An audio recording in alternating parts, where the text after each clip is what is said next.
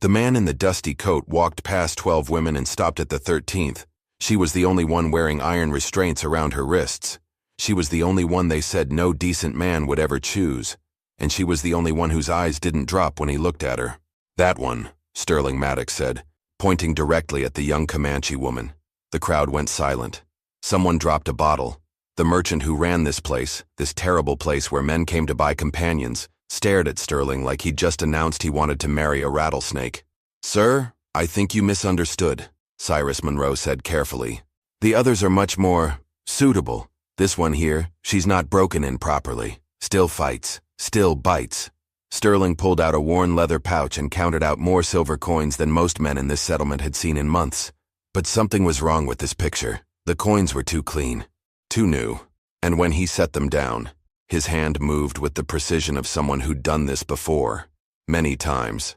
"I said that one," Sterling repeated, never taking his eyes off the girl. What Monroe didn't know, what none of them knew, was that Sterling Maddox hadn't come here to buy a bride. He'd come for something else entirely. And the young woman in shackles? She wasn't just any captive. She was the reason he was here. The woman in shackles didn't flinch when every eye in the settlement turned toward her. Ayanna had learned long ago that showing fear only made things worse. But when the stranger in the dusty coat pointed at her, something flickered across her dark eyes. Not fear, recognition. Monroe's face twisted into what might have been a smile if it hadn't looked so much like a grimace. "Sir, you don't understand what you're asking for. This one killed 2 of my men when we brought her in. She hasn't spoken a word of English since we caught her. And she's never been domesticated." Sterling stepped closer to the wooden platform where the women stood in a ragged line. The other men in the crowd shifted uncomfortably. This wasn't how these transactions usually went. Most buyers spent time examining their choices, asking questions about temperament and skills. This stranger had walked in and made his selection like he was choosing a horse he already knew. "How much?" Sterling asked, his voice steady and calm. Monroe's eyes narrowed. Something about this felt wrong. The man's clothes were travel-worn, but well-made. His boots were expensive leather, barely scuffed. And those coins he'd produced weren't the rough silver pieces most drifters carried. They were minted fresh, the kind that came from banks in big cities. 300, Monroe said, testing. It was 3 times the usual price. Sterling didn't haggle. He counted out the coins without hesitation, stacking them in neat piles on Monroe's makeshift desk. The metallic clinks echoed in the sudden silence. Several men in the crowd exchanged glances. Nobody had that kind of money unless they were military, government, or worse. Boone Carter, Monroe's enforcer, stepped forward.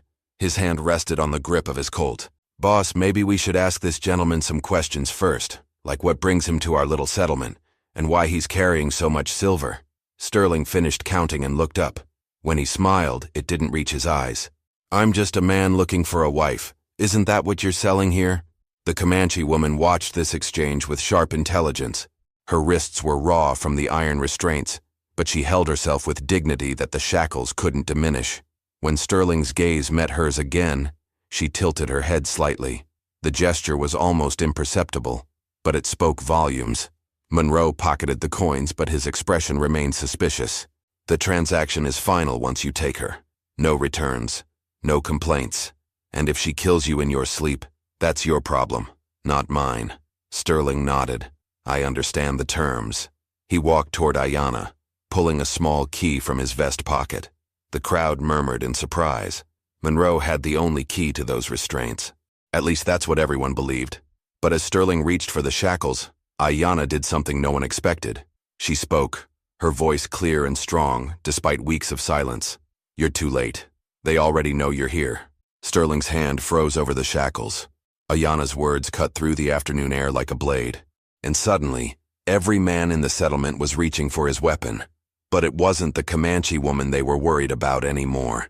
It was the stranger who somehow had a key that shouldn't exist. Monroe's face went pale. "How does she know English? She hasn't spoken a word in 3 weeks." "Because she's been listening," Sterling said quietly, still focused on the restraints. "Learning who you are. Learning what you've done. Haven't you, Ayanna?" The use of her name sent a shock through the crowd. Monroe had never bothered to learn it. To him, she was just inventory. But this stranger knew exactly who she was. and that changed everything about why he was here. Boone Carter drew his revolver. "Boss, this ain't right. Nobody just wanders into our operation with the exact money and the right key. This man's law. Has to be." Sterling's laugh was dry and humorless. "Law? In a place like this?" He gestured around the settlement with its ramshackle buildings and the platform where human beings were sold like cattle. "The law doesn't come to places like this, Carter. The law pretends places like this don't exist." The sound of his own name being spoken by a complete stranger made Boone's trigger finger twitch. "How do you know my name?" "Same way I know Monroe here has been running this operation for 2 years. Same way I know you've got 17 women locked in that storehouse behind the saloon. Same way I know about the mass grave on the hill where you bury the ones who fight too hard." The settlement went dead quiet. Even the wind seemed to stop blowing. Monroe's hand moved toward his gun, but something in Sterling's posture warned him off. The stranger stood relaxed, almost casual, but there was something coiled and dangerous about his stillness. "Who are you?" Monroe demanded. Sterling finally unlocked Ayanna's restraints. They fell to the platform with a metallic clatter that sounded like thunder in the silence. She rubbed her wrists but never took her eyes off the crowd. "Tell them who you are," she said softly. "My name is Sterling Maddox," he said, and several men in the crowd took involuntary steps backward. "And I'm not here to buy a bride. I'm here to collect a debt." Monroe's face went from pale to ashen. The name meant something to him, something that made his hands shake as he reached for his weapon. "You're supposed to be dead. Reports of my death were greatly exaggerated." Sterling's coat fell open slightly, revealing not one but 2 Colts worn low on his hips. "But yours won't be." That's when the shooting started. Sterling's guns were in his hands before Monroe's finger found his trigger. The first shot shattered Monroe's wrist, sending his weapon spinning into the dirt. The second dropped Boone Carter before he could clear leather. Ayanna rolled off the platform and behind an overturned cart as chaos erupted around them. 3 more of Monroe's men charged from the saloon, but Sterling moved like he'd done this 1,000 times before. His shots were precise, calculated. Not killing shots, but ones that removed threats without ending lives. Men dropped, clutching wounded arms and legs, their weapons scattered in the dust. "You always were too quick to reach for a gun, Monroe," Sterling said, reloading with practiced efficiency. "That's what got your brother killed." Monroe clutched his shattered wrist, his face twisted in pain and rage. "Jacob's death wasn't my fault. You know that. Your brother trusted you to watch his back during that job in Abilene. Instead, you ran when the shooting started, left him to die alone." Sterling's voice carried years of barely controlled fury. "But that's not why I'm here." Ayanna emerged from behind the cart, moving with the fluid grace of someone who'd spent her life avoiding danger. She grabbed a discarded rifle and checked its load with the expertise of a seasoned fighter. "The women in the storehouse," she said. "We need to get them out before more men arrive." Sterling nodded. "How many guards?" "2 at the door, 1 inside." Her English was perfect, without a trace of accent. Another lie Monroe had told his customers. "But there's something else you need to know about this place." Monroe laughed bitterly through his pain. "Go ahead, tell him. Tell him who really runs this operation. Tell him why killing me won't solve anything."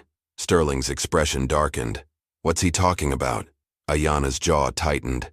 "This isn't just Monroe's business. He's got partners, important partners, men with badges and government connections, men who make sure places like this stay hidden and profitable." The sound of approaching horses echoed from the settlement's main road. Too many horses. Too organized to be coincidence. Sterling cursed under his breath. "How many?" "Dozen riders, maybe more," Ayanna said, scanning the horizon. "They've been expecting you. This whole thing was a trap." Monroe's laughter grew louder despite his pain. "You think you're so smart. Maddox, coming here to settle an old score. But you walked right into our hands. Those riders, they're not my men. They're federal marshals, and they've got warrants with your name on them." Sterling felt something cold settle in his stomach. Warrants for what? For the massacre at Willow Creek. For the death of Captain Morrison. For desertion in the face of the enemy. Monroe's eyes glittered with malicious satisfaction. "That's right, Sterling. We know all about your war record, about what really happened to your unit." Ayanna's face went pale. "Sterling, what is he talking about?" But before Sterling could answer, the sound of rifle bolts being worked echoed from the rooftops around them. They were surrounded, and the truth about Sterling's past was about to become the least of their problems. The voice that called down from the rooftops was cold and official. Sterling Maddox, you're under arrest for war crimes against the United States Army. Surrender your weapons and submit to federal authority. Sterling didn't move. His eyes scanned the settlement, counting muzzles, calculating angles. 12 rifles pointed down at them from various rooftops and windows. Professional positions. Military training. These weren't ordinary marshals. Captain Morrison sends his regards, the voice continued. Though I suppose we should call him Colonel Morrison now. Your death at Willow Creek gave him quite the promotion. Ayanna's sharp intake of breath made Sterling turn toward her. You know Morrison? He was the one who ordered the raid on my village, she said quietly. 3 months ago. Said we were harboring army deserters. Burned everything. Killed my father, my brothers. Took the women and girls to sell them to places like this. The pieces fell into place with sickening clarity. Morrison hadn't died at Willow Creek. He'd orchestrated the whole thing. Used Sterling's unit as scapegoats for his own war crimes. Then built a profitable business selling native women to settlements like Monroe's. Morrison's alive, Sterling said, his voice barely above a whisper. Very much alive, Monroe sneered, and very interested in tying up loose ends. Like the only witness to what really happened at Willow Creek. Sterling's mind raced back to that terrible day. His unit had been ordered to attack a Comanche village suspected of harboring Confederate deserters. But when they arrived, they found only families. Women, children, old men. Sterling had refused the order to fire. His men had followed his lead, standing down despite Morrison's screaming commands. That's when Morrison's other unit had opened fire. Not on the village, but on Sterling's men. Caught between their commanding officer and their conscience, most of Sterling's unit had died in the crossfire. Sterling himself had been left for dead, buried under the bodies of his friends. You survived because I pulled you from that pile of corpses, Ayanna said softly. My father found you bleeding in the grass. We nursed you back to health, but by the time you were strong enough to travel, Morrison had already reported you dead. Reported all of you as casualties of a heroic battle against insurgents. The federal voice called down again. You have 30 seconds to surrender. Maddox. After that, we start shooting to kill. Sterling looked at Ayanna, seeing her clearly for the first time. The daughter of the chief who had saved his life. The woman whose village Morrison had destroyed to cover his tracks. The last witness to the truth about Willow Creek, besides Sterling himself. There's one thing Morrison doesn't know, Sterling said, checking his ammunition. What's that? Ayanna asked. I didn't come here alone. Sterling smiled grimly and raised his voice toward the rooftops. Did you hear that, boys? They think I'm the only survivor of Willow Creek. That's when the ghosts of his unit opened fire from the settlement's perimeter. The crack of rifle fire erupted from 3 directions simultaneously. The federal marshals on the rooftops suddenly found themselves caught in crossfire from men they couldn't see, men who knew their positions before they'd even taken them. Sterling's surviving unit members had been watching this settlement for days, waiting for exactly this moment. Sergeant Tommy Whitmore's voice carried across the settlement from behind the water tower. Looks like the Army taught us something useful after all, Captain. Private Hayes called out from near the stables. These boys sure aren't as good as they think they are. Sterling grabbed Ayanna's hand and pulled her toward the storehouse while chaos erupted around them. Stay low. My men will keep them busy, but we need to get those women out before Morrison arrives. How do you know he's coming? Ayanna asked, ducking as a bullet whined overhead. Because he can't afford to let me live. I'm the only one who can testify about what really happened at Willow Creek. About how he executed his own men to cover up his crimes. They reached the storehouse just as Boone Carter, wounded but still dangerous, stumbled around the corner with a shotgun. Sterling's draw was faster, but Ayanna was quicker. Her rifle butt caught Carter in the temple, dropping him like a stone. Nice work, Sterling said, kicking Carter's weapon away. I've had practice. Ayanna's expression was grim. Monroe's men killed my youngest brother when he tried to protect our women. I've been planning this revenge for months. Sterling shot the lock off the storehouse door. Inside, 17 women huddled in the darkness. Most of them young, all of them terrified. They spoke different languages, came from different tribes, but they all shared the same haunted look of people who'd lost everything. We're here to help, Ayanna said in her native tongue, then repeated it in Spanish and broken English. But we need to move fast. Sterling handed out weapons from a cache his men had hidden nearby. Can they fight? They're survivors, Ayanna replied. They'll do what they have to do. The sound of approaching horses grew louder. Not just the dozen riders from before, but more, many more. Through the settlement's main entrance, a column of blue uniforms appeared. Army regulars led by a man Sterling recognized even at a distance. Colonel Morrison sat his horse like he owned the world. His uniform was immaculate, his bearing confident. The medals on his chest caught the afternoon sun, each one representing a lie, a cover-up, a life destroyed in service of his ambition. Sterling Maddox, Morrison's voice carried clearly across the settlement. It's time we finished what we started at Willow Creek. Sterling stepped into the open, his hands resting on his gun butts. Behind him, Ayanna and the freed women took positions in the storehouse windows. Around the settlement, his men waited in the shadows. I couldn't agree more, Sterling called back. But this time, the whole world's going to know the truth about what you did. Morrison's smile was cold as winter. The truth? The truth is that you're a deserter and a traitor, and dead men don't tell tales. Morrison dismounted slowly, his hand resting on his saber hilt. You know, Sterling, I always wondered if you were truly dead. That's why I had to eliminate any witnesses, including that inconvenient Comanche village that sheltered you. You murdered innocent families to cover your tracks, Sterling said, his voice carrying across the settlement. Women, children, elders who had nothing to do with your war crimes. War crimes? Morrison laughed. I was following orders. Orders to pacify hostile tribes and recover stolen army property. If some deserters got caught in the crossfire, that's the price of justice. Ayanna stepped out beside Sterling, her rifle trained on Morrison. There were no stolen weapons in our village, no deserters. You killed my family because they saved this man's life, and you couldn't let that act of mercy expose your lies. Morrison's confidence wavered slightly when he saw her. You should have died with the rest of them. Tell him about the gold, Morrison, Sterling called out. Tell him about the real reason you ordered the attack on Willow Creek. The colonel's face went pale. I don't know what you're talking about. The Confederate gold shipment you intercepted. The one that was supposed to reach Richmond but mysteriously disappeared. My unit stumbled onto your little operation, didn't we? That's why you had to eliminate us. Morrison's hand moved to his revolver. You can't prove anything. Actually, I can. Ayanna reached into her shirt and pulled out a leather pouch. When my father rescued you from that battlefield, you were carrying this. Document signed by Morrison, detailing his arrangement with Confederate agents. Bills of sale for stolen weapons. Payment records for gold that never reached its destination. Sterling smiled grimly. I gave those papers to Chief Running Bear for safekeeping. Asked him to hold them until I could figure out what to do with them. Took me 3 years to decide. Morrison drew his weapon, but Sterling was ready. The two shots came so close together they sounded like one.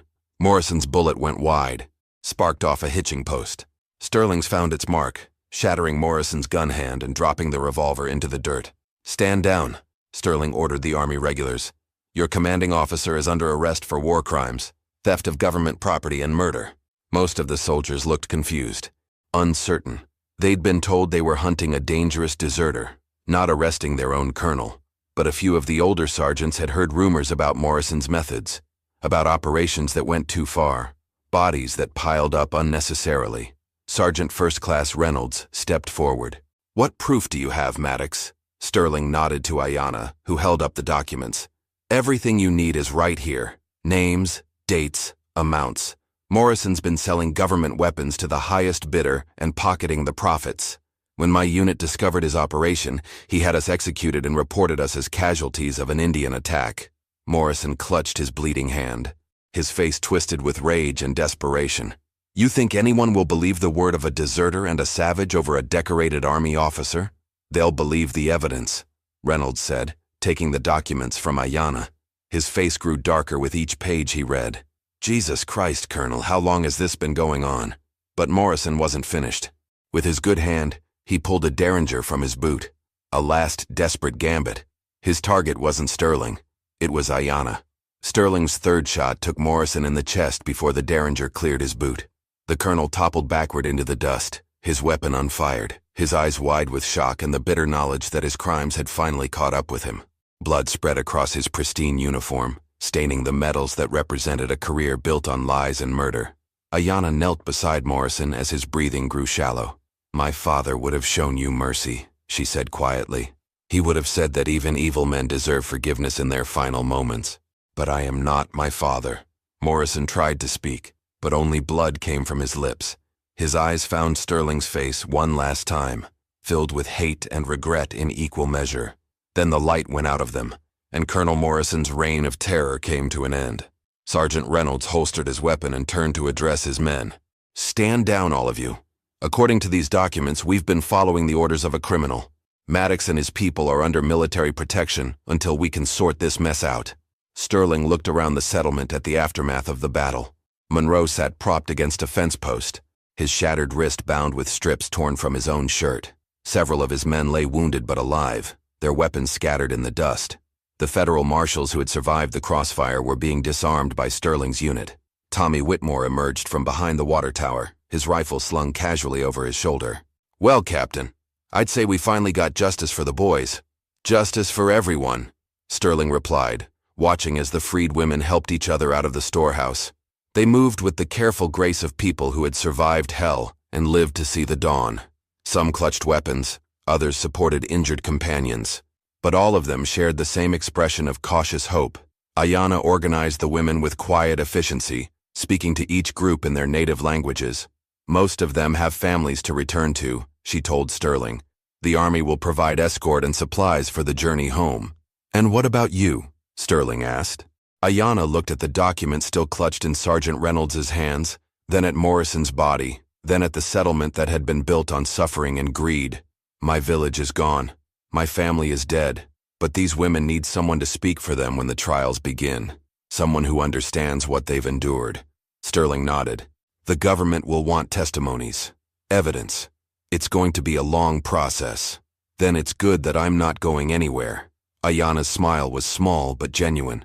"Besides, someone needs to make sure you don't get yourself killed before you can testify against Morrison's other associates. This operation was bigger than just one settlement."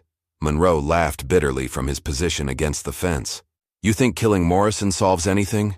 He had partners in Washington, generals who looked the other way, politicians who took their cut.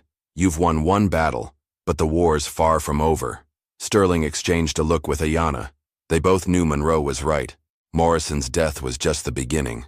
6 months later, Sterling stood outside the federal courthouse in Denver, watching as Monroe was led away in shackles. The trial had been swift and decisive. Faced with overwhelming evidence and testimony from 17 rescued women, the jury had needed less than an hour to reach their verdict.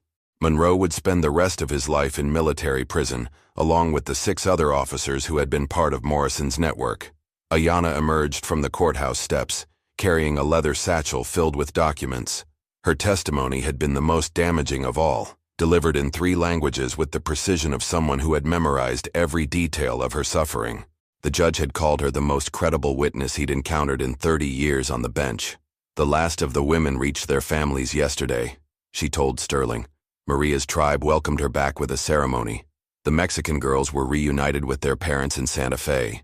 Even the ones who had no families found new homes with people who understand their trauma." Sterling nodded, watching the prison wagon disappear around the corner. "And the politicians who were taking bribes from Morrison? 3 senators resigned in disgrace.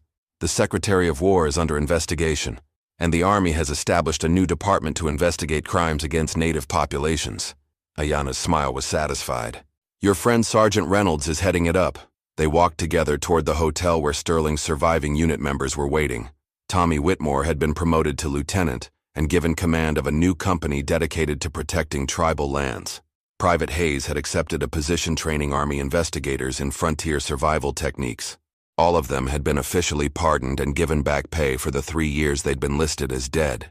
"So what happens now?" Ayanna asked as they reached the hotel's front steps. Sterling pulled out a letter he'd been carrying for weeks. "The governor of New Mexico Territory has offered me a position as territorial marshal. Seems they need someone with experience in rooting out corruption in remote settlements. And you're considering it?" "Only if I can choose my own deputy." Sterling handed her the letter. "The pay is good, the work is important, and the territory is large enough that we'd never run out of wrongs to right." Ayanna read the letter carefully, her expression thoughtful. A territorial marshal and his deputy, riding the frontier together, bringing justice to places the law has forgotten. She folded the letter and handed it back. It sounds like something out of a dime novel. The best stories usually do. Sterling smiled.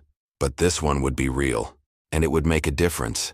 Ayanna looked back at the courthouse where Monroe's trial had just concluded, then at the letter in Sterling's hands, then at the wide expanse of territory that stretched beyond Denver's borders. Somewhere out there, other corrupt officials were exploiting vulnerable people. Other women were being sold like cattle. Other communities were suffering in silence. "When do we start?" she asked. Sterling's grin was answer enough. Together, they walked into the hotel to inform the others of their decision. Behind them, the courthouse bells chimed the hour, marking not just the end of Monroe's trial, but the beginning of a new chapter in the fight for justice on the American frontier. The war Morrison had started was over. The work Sterling and Ayanna would do together was just beginning. And for the first time since Willow Creek, Sterling Maddox felt like he was exactly where he belonged. If you enjoyed this story, click the video on your screen now to watch another unforgettable Western tale, where courage and justice collide in ways you never expected.